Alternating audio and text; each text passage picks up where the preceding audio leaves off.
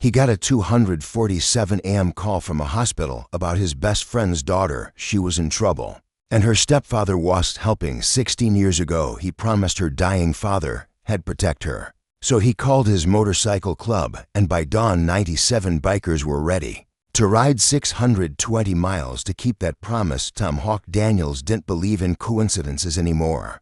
Not after the war, not after losing Jake, and especially not after the phone rang at 2:47 a.m. on a Tuesday that smelled like engine oil and regret. He was elbowed deep in a 1973 Harley Davidson when his cell phone vibrated across the workbench. Spinning like an angry hornet, the caller ID made his hands freeze mid-ranch. St. Mercy Hospital Social Services. Hawk's heart dropped into his steel-toed boots. He hadn't heard from anyone in that area code in 3 years, not since Jake's funeral, not since had made that promise over a flag-draped coffin while a 13-year-old girl, with her father's gray eyes, had squeezed his hand so hard he thought his bones would crack. "This is Hawk," he answered, his voice rough as gravel. "Mr. Daniels." The woman's voice was young, strained, professional, but cracking at the edges. "My name is Rebecca Chun. I'm a social worker at St. Mercy Hospital in New Mexico. I'm calling about Lily Morrison." The name hit him like a fist. What happened? Hawk was already moving, wiping grease from his hands onto his jeans. "Is she hurt?" "She's stable now, but Mr. Daniels, she's been admitted with injuries consistent with." Rebecca paused, and Hawk heard papers rustling, heard her gathering courage. "We're calling it a domestic incident. Her stepfather brought her in claiming she fell downstairs, but the patterns don't match. And Lily, she gave us your name. She said you promised her father you am coming." Hawk was already scanning the garage for his keys. "Don't let anyone take her out of that hospital. You hear me? Nobody. Mr. Daniels, her stepfather, is. I don't care who he is."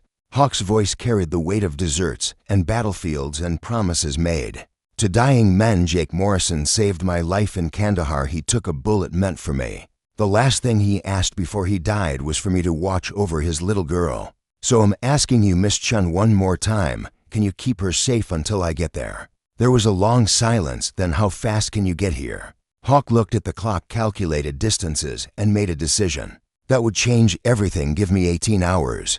And Miss Chin, thank you for calling me." Not everyone would have. After he hung up, Hawk stood in the silence of his garage, surrounded by the skeletons of motorcycles had been rebuilding. His reflection stared back from a chrome mirror. 52 years old, face weathered like canyon rock, a scar running from his left eye to his jaw, from an IED that should have killed him, but didn't, because Jake had thrown himself on top of Hawk. Instead, he pulled out his phone and opened the group chat for the Steel Wolves.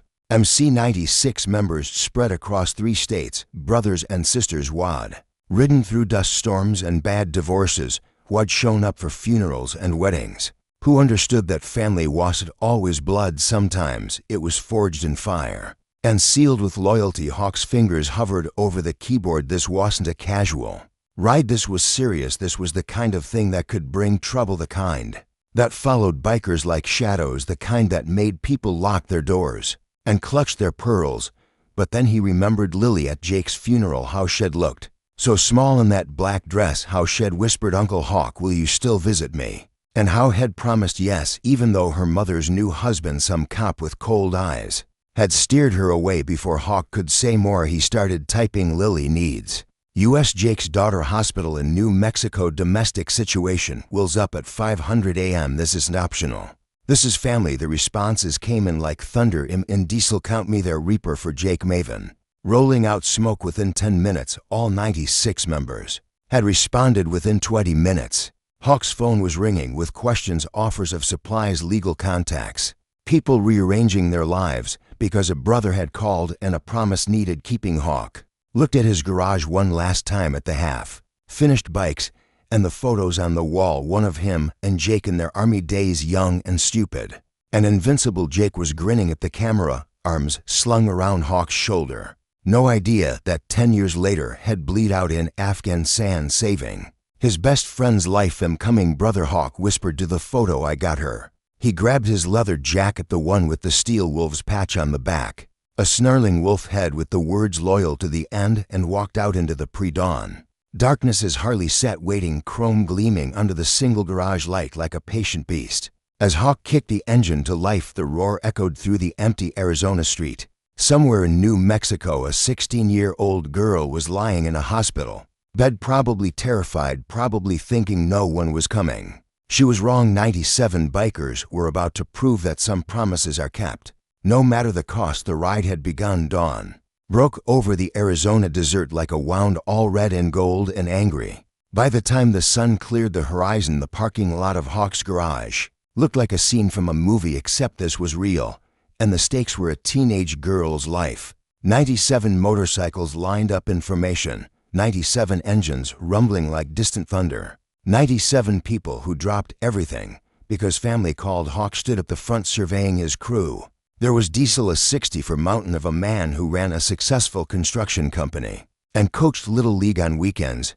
Maven, a grandmother of 5, wad ridden across country twice and still wore her late husband's dog tags. Reaper, whose real name was Marcus and who taught high school math when he was wearing his cut. Smoke, a former Marine, wad served to tours and now volunteered at veteran centers. These weren't the criminals the news made bikers out to be. These were mechanics and teachers, nurses and contractors, people with mortgages and kids in college. But they all wore their colors with pride, and they all understood that loyalty meant something. Listen up. Hawk's voice cut through the engine noise. The rumbling died to a low purr. We've got 620 miles ahead of us. That's New Mexico by late afternoon. If we push it, we stop once for gas, once for food. We ride tight, we ride smart, and we don't give any cops a reason to pull us over. What's the play? When we get there, Diesel asked, arms crossed over his massive chest. We protect Lily, whatever that takes. Hawk paused, choosing his next words carefully.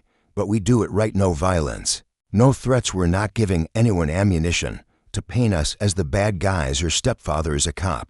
He'll be looking for any excuse to have us arrested. Maven spoke up, her voice sharp, despite her 70 years. So we're just going to stand around looking pretty while some badge-wearing bastard tries to take that girl back? No, Hawk said, and something dangerous flickered in his eyes. We're going to stand our ground legally. I've already called Chains. A murmur rippled through the group. Everyone knew Chains. Marcus Chains Wellington, former Steel Wolf, who traded his bike for a law degree 15 years ago, but never forgot where he came from. He was the best defense attorney in 3 states and had gotten more than a few club members out of tight spots. Chains is meeting us at the hospital, has already pulling strings, filing paperwork.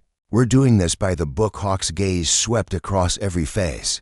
But make no mistake, that girl is not leaving that hospital with her stepfather, not while we're breathing. The crowd roared approval, fists pumping the air as they prepared to ride out. Hawk caught Reaper checking his phone, frowning. What is it? Just did some digging on the stepfather, Reaper said quietly. Officer Daniel Morrison. He kept the last name after marrying Lily's mom. Decorated cop, 15 years on the force, community pillar, coached youth football, volunteers at church. Hawk's jaw tightened. Perfect cover. There's more. Reaper's voice dropped lower. Lily's mom died 8 months ago. Car accident, single vehicle crash on a clear day. The implication hung in the air like poison. Can you prove anything? Hawk asked. Not yet, but I've got friends and records. Give me a few hours. Hawk nodded grimly. This was worse than Head thought. They weren't just dealing with an abusive stepfather. They were dealing with someone who knew how to work the system, who understood evidence and procedures, who could make things disappear. Mount up, Hawk called out. The engines roared back to life, a symphony of chrome and gasoline and defiance. Hawk took point, and the convoy fell in behind him, a river of leather and steel flowing out onto the highway as they hit the open road. Hawk felt the familiar meditation of the ride settle over him. Mile markers blurred past. The desert stretched endless and golden behind him. His family rode in perfect formation, a statement of purpose that made other drivers pull over and stare somewhere ahead.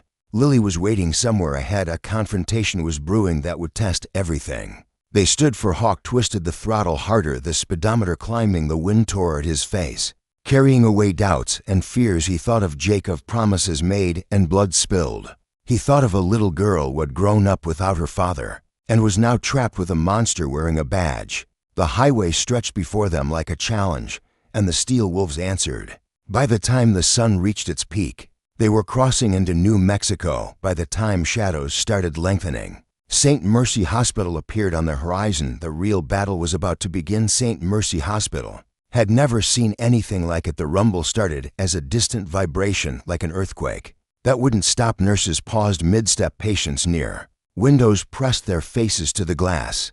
Security guards reached for their radios, uncertain whether to call for backup or just watch. Then they came around the corner, 97 motorcycles moving like a mechanical army. Chrome flashing in the afternoon sun, engines creating a sound that rattled. Windows 3 floors up. Hawk led them into the parking lot. With military precision, he raised his fist, and instantly the formation split, bikes peeling off in organized rows, filling every available space. Within 2 minutes, they were parked within 3. The engines cut off in unison, leaving behind a silence so sudden it felt violent. Then 97 bikers dismounted and stood beside their machines, waiting. The hospital's automatic doors slid open, and Hawk walked through first alone. His boots echoed on the polished floor. Every eye in the lobby turned to watch the massive biker with the scarred face and the cut that read President across his back behind the reception desk. A young nurse's hand hovered over the panic button. "I'm here to see Lily." "Morrison," Hawk said quietly, pulling off his sunglasses. His voice was calm, almost gentle. "My name is Tom Daniels. A social worker named Rebecca Chun should be expecting me." The nurse swallowed hard, glanced at her computer screen, then at the security guard who materialized at her elbow. I need to verify Tom." Everyone turned. Rebecca Chun stood by the elevator, clipboard clutched to her chest. She was younger than Hawk expected, maybe 30, with kind eyes behind wire-rimmed glasses, and exhaustion written across her face like a second skin. "Miss Chun." Hawk crossed the lobby in 3 long strides. "Thank you for calling me." Rebecca glanced past him at the parking lot. Visible through the glass doors, an ocean of motorcycles and leather-clad figures standing in silent formation. "You brought quite a few people." "I brought family." Hawk kept his voice low, meant only for her. "Where is she?" Rebecca hesitated, then gestured toward the elevator. "4th floor, room for 112, but Daniels, we need to talk first. There are complications." They rode up in tense silence. When the elevator doors opened, Hawk saw 2 uniformed police officers stationed in the hallway, their hands resting casually on their belts. One was talking on his radio, shooting suspicious glances their direction. Rebecca led Hawk to a small consultation room and closed the door. "Lily has a fractured wrist, 3 broken ribs, and significant bruising. The injuries are consistent with," she paused, "professional mass cracking with sustained abuse. This was one fall. This was months, maybe years of violence." Hawk's hands curled into fists. "Where was everyone?" "Teachers, neighbors. Somebody must have seen something." "Officer Morrison is very well respected in the community, has careful Lily. Wore long sleeves, missed school for family emergencies, and he always had explanations ready." Rebecca's voice hardened. "But yesterday she showed up at school with visible bruising on her neck. A teacher called it in. Morrison brought her here himself, claiming she'd fallen, thinking he could control the narrative. But she told you the truth. She whispered your name to the nurse, said her father told her, if anything ever happened, to find Tom Hawk Daniels, that you'd promised." Rebecca met his eyes. "The problem is Morrison is demanding her discharge. He has legal custody. And despite our concerns, without concrete evidence or an ongoing investigation, we can't hold her past today." The floor seemed to tilt beneath Hawk's feet. "Today you're telling me I rode 620 miles, and he can just walk out of here with her tonight? Unless we can get an emergency order." "Yes." Rebecca pulled out her phone, showing him a text message. "Has already texted me 3 times. He knows you're here. Security called him the moment you arrived. Has on his way now with discharge paperwork and possibly more." Officers. Hawk stood, began pacing the small room like a caged animal. His mind raced through scenarios, each one ending badly. If they tried to physically stop Morrison, they'd all be arrested. If they let Lily leave, she might not survive another week. "Can I see her?" he asked finally. Rebecca nodded. 5 minutes, that's all I can allow without family consent. Room 412 was dimmer than the hallway curtains drawn against the afternoon sun. The girl in the bed was almost unrecognizable from the child at Jake's funeral. She'd grown taller, her face thinner, but those gray eyes, Jake's eyes, were the same. "Uncle Hawk." Lily's voice cracked, disbelieving. "You actually came?" Hawk crossed to her bedside, his throat tight. "I promised your dad, didn't I?" Then the 16-year-old girl, who'd been trying to be strong for so long, finally broke, tears streaming down her face.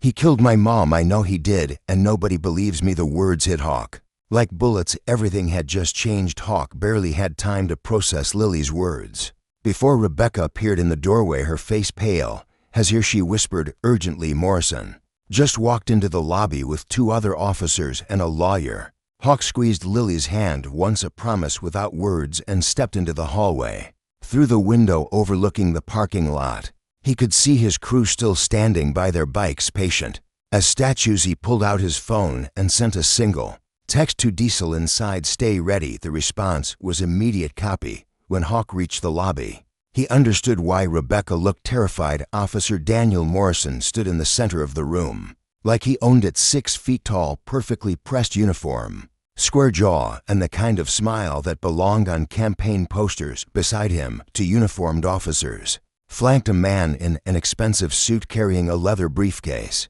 Hospital security hovered uncertainly, caught between authority figures. Morrison's smile didn't reach his eyes when he spotted Hawk. "Tom Daniels," Morrison said, his voice carrying across the lobby. "I've heard about you, Jake's old war buddy, right? Appreciate you checking on Lily. But I've got it from here, family business." Hawk walked forward, slowly aware that every word, every gesture would matter. "Lily asked for me.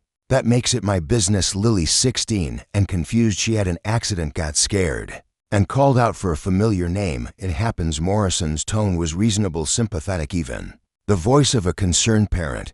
"But I'm her legal guardian, and she's coming home with me tonight with a fractured wrist and 3 broken ribs." Hawk kept his voice level. "That's one hell of an accident." The lawyer stepped forward, smoothing his tie. "Mr.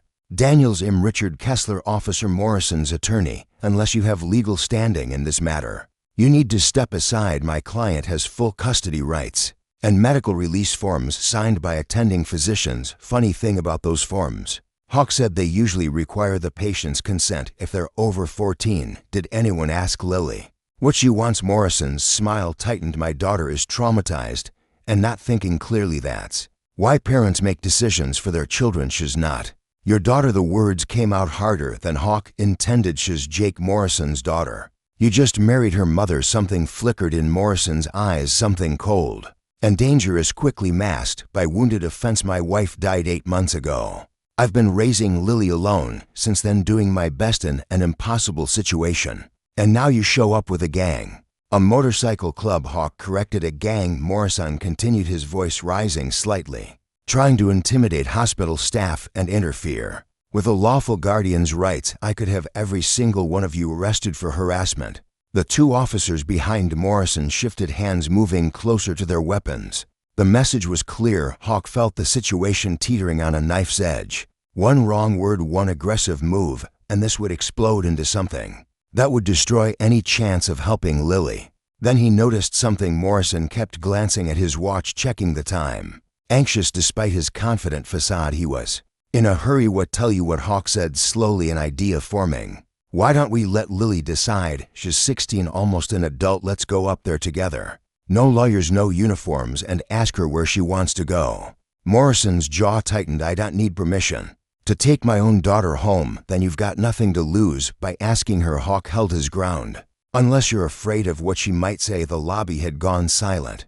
Hospital staff pretended to work while listening to every word. Even the lawyer looked uncomfortable. Morrison took a step closer to Hawk, lowering his voice to a threatening whisper. "You have no idea who you're dealing with. I have friends in every courthouse in this state. I've put away bikers like you for less than parking violations. You want to make this a fight? I'll bury you and every single one of your criminal friends. We're not the ones who hurt her," Hawk said quietly, meeting Morrison's eyes. "But I think you know that already." For a brief second, Morrison's mask slipped. Hawk saw pure rage flicker across his face, the real man beneath the uniform. Then the automatic door slid open and a voice called out, "Did somebody order a lawyer?"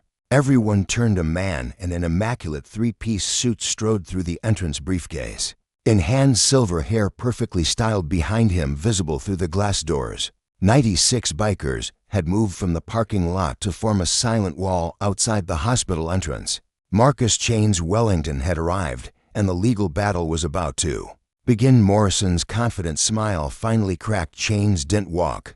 He commanded space. Every eye in the lobby tracked him as he crossed to Hawk, set down his briefcase with a decisive click, and extended his hand. "Tom, been too long." Then he turned to Morrison with a smile. that could cut glass. Officer Morrison. I presume Marcus Wellington, attorney at law, will be representing Mer Daniels and Miss Lily Morrison. In this matter, Morrison's lawyer Kessler stepped forward. This is highly irregular. The girl has legal representation through her guardian. Does she? Chains pulled out a document from his briefcase. Because I have here a petition for emergency guardianship filed 1 hour ago on behalf of Miss Morrison, citing credible allegations of abuse and requesting immediate investigation. Judge Patricia Herrera has agreed to an emergency hearing via video conference. He checked his watch. Tomorrow morning, 9:00 a.m. The lobby erupted in murmurs. Morrison's face flushed red. You can't, I can, and I did. Chains' voice carried the weight of courtrooms won and lost. Until that hearing, Lily Morrison remains in protective custody at this hospital. Any attempt to remove her will be considered violation of a pending court order. Kessler snatched the document, scanning it rapidly. His expression darkened. This is a delay tactic. This is due process. Chains corrected. Something your client should appreciate being a law enforcement officer. That's when Hawk noticed them news vans pulling into the parking lot. 3 then. 4 then. 5 cameramen spilling out, reporters checking their makeup and side mirrors.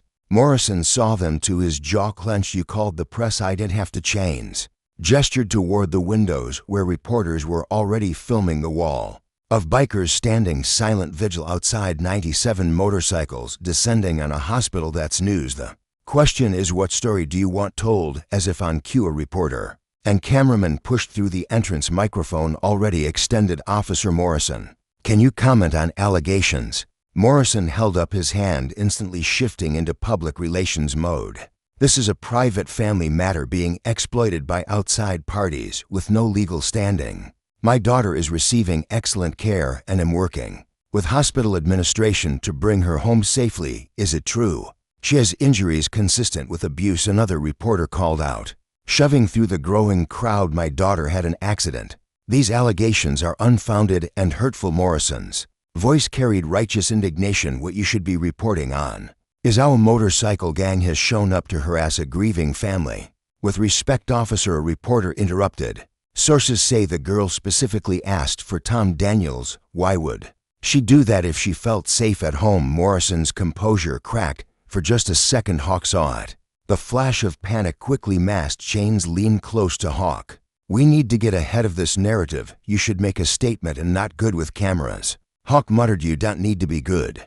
You need to be honest. Chains straightened Hawk's collar. Tell them why you're here. Make it personal. Make it real. Hawk looked through the glass at his crew, standing like sentinels at Maven, who had ridden through the night despite her arthritis at Diesel, who had left his construction site mid-project at Reaper, would probably have to use sick days and deal with angry administrators. They'd all come because Head asked, because a promise meant something. He walked outside. The cameras pivoted toward him like hunting dogs catching a scent. Microphones thrust forward. Questions overlapped into noise. Hawk held up one hand and surprisingly they quieted. My name is Tom Daniels, he began, his voice rough but steady. 16 years ago I served in Afghanistan with Jake Morrison. He saved my life, took a bullet meant for me. Before he died, he asked me to watch over his daughter if anything ever happened. Hawk paused, emotion tightening his throat. 3 years ago I made that promise at his funeral last night. That little girl, who's not so little anymore, called for help.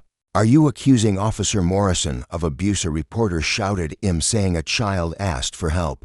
And I came, that's all. Hawks, I swept across the cameras. We're not here to fight. We're not here to cause trouble. We're here because family matters. Because promises matter. Because sometimes a child's voice gets lost in the noise, and somebody needs to make sure it's heard. Behind him, the bikers stood motionless, a unified statement of purpose. The reporters ate it up, already typing headlines on their phones. Inside the lobby, Morrison watched through the glass, his expression unreadable, but Hawk caught him pulling out his phone, making a call. His body language screamed urgency. Whatever Morrison was planning, it was happening now. Chains appeared at Hawk's elbow. That was perfect. Social media is already exploding.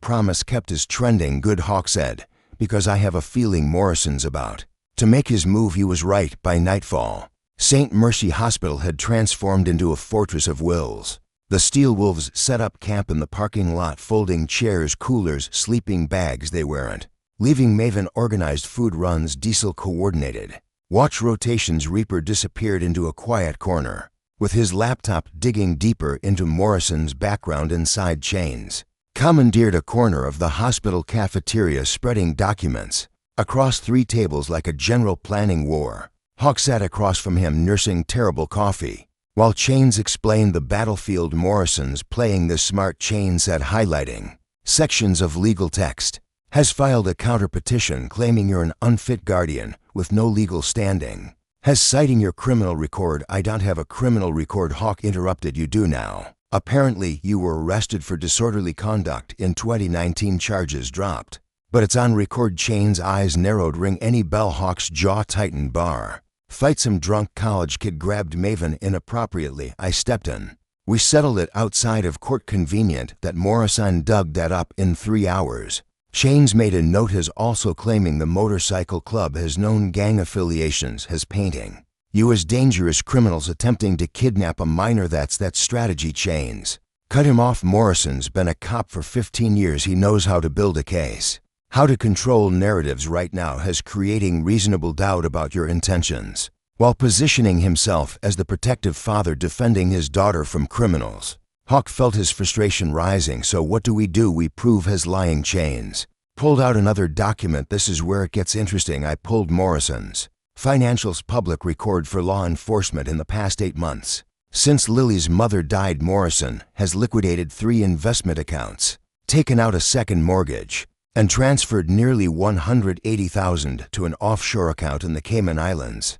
The number hit Hawk like cold water. Why would he need that kind of money? That's the question. Chains tapped the paper. Either has planning to run or has paying someone off. Either way, it suggests has worried about something coming to light. Hawk remembered Lily's broken voice. He killed my mom. I know he did. The car accident, Hawk said slowly.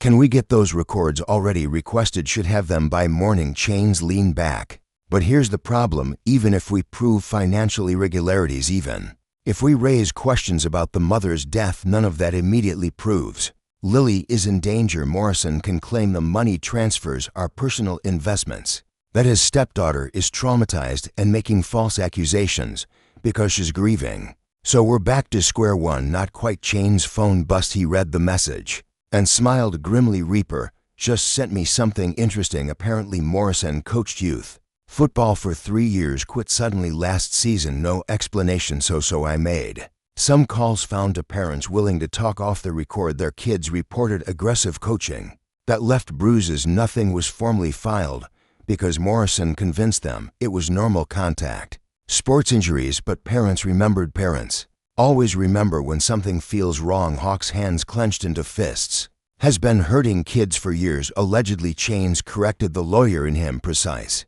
but it establishes a pattern. Combined with Lily's injuries, the financial irregularities, and questions about the mother's death were building a picture. A knock on the cafeteria doorframe made them both look up. Rebecca Chin stood there looking exhausted and frightened. I need to show you something, she said quietly, but if anyone asks, you didn't get it from me. She handed Hawk a manila folder. Inside were medical records, not Lily's, but her mother's, from the 3 years before her death to broken fingers, a concussion, bruised ribs, all explained as accidents, all treated by different hospitals in different towns. She was running from him, Rebecca whispered, trying to get help without leaving a paper trail in one place. But I cross-referenced her medical history. It's all there. Hawk stared at the documents, rage building in his chest. Why didn't anyone see it? Because has careful, because has respected, because the system isn't designed to catch people who know how to work it. Rebecca's voice cracked. I'm risking my career showing you this, but that girl upstairs doesn't have anyone else. Chains was already photographing every page. This changes everything. If we can prove systematic abuse of the mother, we can argue Lily is in immediate danger. There's something else, Rebecca added. Morrison requested Lily's medical records be sealed. Said it was for her privacy, but has trying to control what the court sees. Can he do that? Hawk asked. He already did 2 hours ago. Rebecca checked over her shoulder nervously. But I made copies before the order went through. Chains stood gathering documents with renewed purpose. Get some rest, Tom. Tomorrow's hearing is going to be brutal. Morrison will come with everything he is. Character witnesses, colleagues, probably half the police force. Let him, Hawk said, his voice hard as iron. We've got the truth. Truth doesn't always win in court, Chains warned, but it's a damn good start. Outside, the first stars appeared over the parking lot where 96 bikers kept watch inside a 16-year-old girl slept fitfully guarded by nurses who had quietly started believing her story. And somewhere in the night, Officer Daniel Morrison made phone calls to people who owed him favors. The morning would bring revelation. The hospital conference room felt smaller than it was. Too many people, too much at stake. A laptop sat open on the table, its camera pointed at the assembled crowd like a judgment eye on screen. Judge Patricia Herrera arranged her papers, her expression unreadable behind silver-rimmed glasses. Hawk sat beside Chains, feeling out of place in a borrowed dress shirt. Across the table, Morrison sat perfectly composed in his dress uniform, medals gleaming. His lawyer Kessler had a stack of character references an inch thick behind them. Crammed into every available space stood reporters, hospital staff, and 3 uniformed officers. Morrison had brought as moral support outside the door Diesel and Maven kept watch, while the rest of the crew maintained their vigil in the parking lot. Let's begin, Judge Herrera said crisply. This is an emergency hearing regarding temporary guardianship of Lily Morrison, age 16. Mr. Kessler, you represent Officer Daniel Morrison? Yes, Your Honor, and I'd like to state for the record that this entire proceeding is irregular and unnecessary. Officer Morrison is a decorated law enforcement officer with 15 years of exemplary service. Save the character witnesses for later, the judge interrupted. Mr. Wellington, you're petitioning for emergency guardianship on behalf of Mr. Daniels? Yes, Your Honor, based on credible evidence of ongoing abuse and immediate danger to the minor child. Morrison's jaw tightened, but his expression remained calm, the picture of a wronged man bearing false accusations with dignity. Let's see this evidence, Judge Herrera said. What followed was 90 minutes of legal warfare. Chains presented medical records, Lily's broken bones, her mother's mysterious injuries, the patterns spanning years. Kessler countered with accident reports, Morrison's spotless record, testimonials from fellow officers calling him a devoted father. Morrison testified with practiced emotion. Your Honor, my stepdaughter is grieving. She lost her mother 8 months ago, and she's angry at the world. I've tried to help her get her counseling, but she's pushing me away. And now this man, he gestured at Hawk, someone she barely knows, shows up with a gang and tells her what she wants to hear, that someone else is to blame for her pain. Mr. Daniels has known Lily since she was born. Chains countered. He was her father's best friend and made a deathbed promise to protect her. A promise made 16 years ago to a dead man. Kessler shot back. That doesn't grant legal standing or prove Officer Morrison is unfit. Hawk watched Morrison, studying him. The man was good to good. Every answer perfectly calibrated, every emotion precisely measured. Had rehearsed this. Then Judge Herrera asked the question that changed everything. I'd like to hear from Lily herself. Is she able to participate via video? Morrison's face went carefully blank. Your Honor, my daughter is heavily medicated and traumatized. She's awake and coherent. Rebecca Chin spoke up from the back of the room, and she's requested to speak. Kessler stood. Your Honor, subjecting a traumatized teenager to it's her life we're deciding. Judge Herrera said firmly. Bring her into. Nurses wheeled Lily into the room.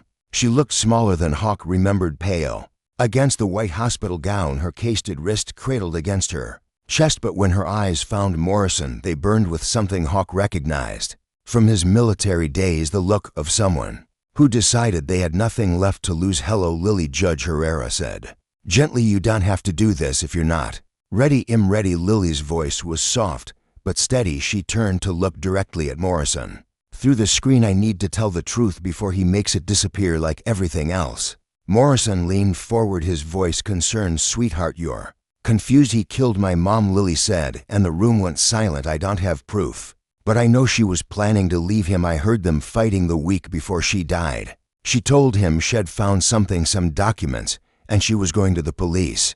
Lily, honey, your mother's death was investigated. Morrison began. By your friends? Lily's voice cracked. By cops who believed every word you said, but I know what I saw the night before she died. You were in the garage for hours, and the next day her car's brakes failed on a straight road. She drove every day. Kessler was already objecting, talking about grief-induced delusions. But Hawk saw it, Morrison's mask finally slipping just for a second. His expression went cold and flat, and Hawk saw the real man underneath. There's more. Lily continued, pulling something from her pocket. A USB drive. Mom hid this in my room 3 days before she died. She made me promise not to look at it unless something happened. To her, it's bank records proof he was stealing from the police evidence locker and selling it. That's where all his money came from. The room exploded. Morrison lunged forward, but the officers behind him grabbed his arms. That's fabricated. She's lying. But his panic gave him away. Judge Herrera's voice cut through the chaos like a blade. Officer Morrison, you're ordered to remain seated. Mr. Wellington, I'm granting emergency custody to Mr. Daniels, pending a full criminal investigation. Morrison's face twisted with rage. This is it over, he hissed, staring at Hawk, but it was the sunset painted the New Mexico sky in shades of amber and crimson as Lily walked out of St. Mercy Hospital for the last time. She moved slowly, still healing, one arm in a cast and supported by a nurse on each side. Behind her came Hawk carrying her single backpack, everything Shed asked for from the house. Shed never returned to. Chains followed, still on his phone, coordinating with prosecutors who were very interested in that USB drive, but it was what waited outside that made Lily stop in her tracks. 97 motorcycles lined the hospital driveway in perfect formation, creating a corridor of chrome and leather. 97 bikers stood beside their machines. Not a single engine running, just silent respect for a girl Wad found her voice. Maven stepped forward first, her weathered face soft with understanding. She held out a leather jacket, smaller, fitted for a teenager, with a patch on the back. That read Steel Wolf's family above, an embroidered wolf protecting a pup. Every wolf needs a pack, Maven said, gently helping Lily slip it on over her cast. Welcome home, kid. Lily's eyes filled with tears. I don't understand. You don't even know me. We know enough. Diesel rumbled, his massive frame somehow gentle as he adjusted her collar. You're Jake Morrison's daughter. That makes you family. And we protect family. Hawk watched from a few steps back, his throat tight. This was why he wrote. Not for the freedom or the rebellion or the image, but for this, for moments when loyalty meant something real, when promises were kept, when a scared kid learned she wasn't alone, ready to ride. He asked Lily, offering his hand. She looked at his scarred face, at the bikers surrounding them, at the media cameras capturing every moment. Then she looked back at the hospital, where somewhere inside Morrison was being processed and fingerprinted and read his rights, where his perfect mask had finally shattered. Where are we going? She asked. Arizona for now. My place has a guest room. It's yours as long as you need it. Chains is working on making the guardianship permanent, but that'll take time. We'll figure it out together. Hawk paused. Your dad would have wanted you safe. That's all that matters. Lily nodded, wiping her eyes. Uncle Hawk, thank you for keeping your promise, for believing me when nobody else would. Always, he said simply. She climbed carefully onto the back of his Harley, settling behind him. Hawk felt her arms wrap around his waist, tentative at first, then tighter, like someone holding on to something solid after years of drowning. All right, Steel Wolves, Hawk's voice carried across the parking lot. Let's ride. 97 engines roared to life in perfect synchronization, a symphony of power and purpose that rattled windows and set off car alarms.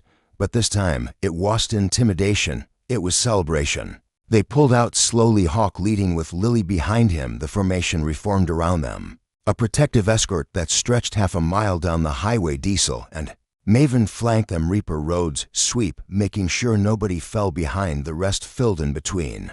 A wall of loyalty on wheels. Cars pulled over to watch them pass. People held up phones, filming. A few even waved as they hit the open highway. Lily leaned closer to Hawk's back. He felt her relax slightly, the tension of months, maybe years, starting to ease. The wind tore at their clothes. The sun sank lower, turning the desert gold. And for the first time since that phone call at 2:47 a.m., Hawk allowed himself to breathe. They'd won, not perfectly. Morrison would face trial, but he had money and connections, and might find ways to reduce his sentence. The investigation into Lily's mother's death could take years. There would be therapy sessions and legal battles and difficult days ahead, but right now, in this moment, they'd kept a promise. They'd given one girl her voice back. They'd proved that family wasn't always blood. Sometimes it was forged in loyalty and sealed with action. By the time they crossed the state line into Arizona, stars were beginning to appear. The convoy rode on through the gathering darkness, headlights cutting through the night like a river of light. Somewhere ahead, Hawk's garage waited, a guest room that would become Lily's sanctuary. A new life built on the foundation of an old promise in his rearview mirror. Hawk caught Lily's reflection. She was looking up at the stars, and for the first time in what might have been years, she was smiling. Behind them, the hospital disappeared. Into the distance behind them, Morrison's empire crumbled. Behind them, a nightmare ended ahead. The highway stretched endless and full of possibility.